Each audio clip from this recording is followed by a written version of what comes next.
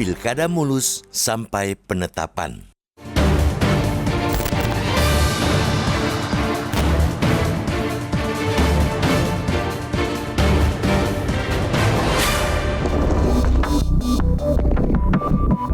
Jika ada yang bertanya soal kedewasaan politik masyarakat Indonesia, Pilkada serentak 2024 adalah jawabannya. Kita pantas bangga karena pelaksanaan Pilkada serentak itu menunjukkan kedewasaan kita.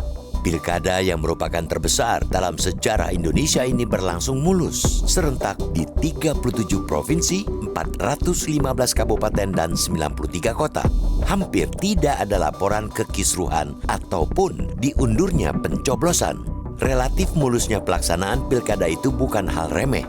Secara karakteristik, Pilkada selalu lebih rawan daripada Pilpres. Itu terutama karena faktor kedekatan pemilih dengan para calon mereka. Bahkan, di sejumlah daerah, unsur kekeluargaan sangat kental, sehingga Pilkada bukan soal demokrasi semata. Ditambah lagi, Pilkada serentak 2024 masih membawa luka demokrasi yang ada pada Pilpres lalu.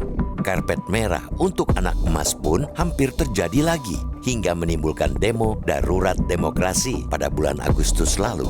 Sejumlah daerah juga dinilai menjadi pertarungan mati-matian antara kubu politik. Ini terjadi di Jawa Tengah, Bali, Sumatera Utara, juga Jakarta. Sebab itu pula, Bawaslu memperingatkan potensi kerawanan yang lebih tinggi pada Pilkada ketimbang Pilpres. Dalam versi Bawaslu, 5 provinsi dengan kerawanan tertinggi yakni Kalimantan Timur, Sulawesi Tengah, Sulawesi Selatan, Jawa Timur, dan Nusa Tenggara Timur.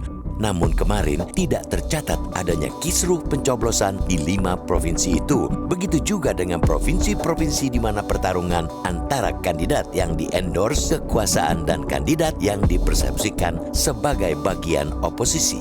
Namun memang hari H yang damai belum tentu nihil pelanggaran atau kecurangan. Setidaknya di Bali telah viral beredar video yang menunjukkan surat suara telah dicoblos terlebih dahulu oleh oknum petugas. Laporan-laporan serupa bisa saja menyusul di daerah lain. Indikasi kecurangan sekecil apapun tidak dapat disepelekan. KPU maupun Bawaslu harus segera mengusut secara mendalam. Pilkada yang relatif damai justru harus membawa kesadaran pada seluruh pemangku kepentingan tentang kredibilitas proses pemungutan suara. KPU dan Bawaslu tidak boleh menutupi borok penyelenggaraan sekecil apapun.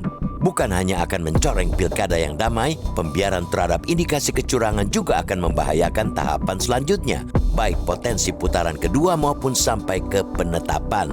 Pilkada putaran kedua masih berpotensi terjadi di Jakarta, walaupun berdasarkan hasil hitung cepat beberapa lembaga survei menunjukkan pasangan Pramono Rano Karno sudah melewati 50% suara. Kredibilitas hasil penghitungan di putaran pertama akan sangat memengaruhi polarisasi di masyarakat maupun partisipasi pemilih nantinya.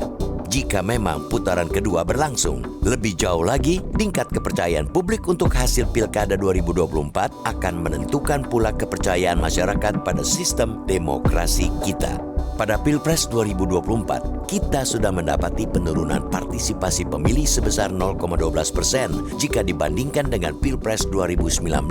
Sementara itu, pada Pilkada 2024 ini, KPU menargetkan partisipasi pemilih sebesar 83%. Hasilnya memang belum kita dapatkan, namun adanya seruan gerakan mencoblos semua calon merupakan bukti apatisnya masyarakat.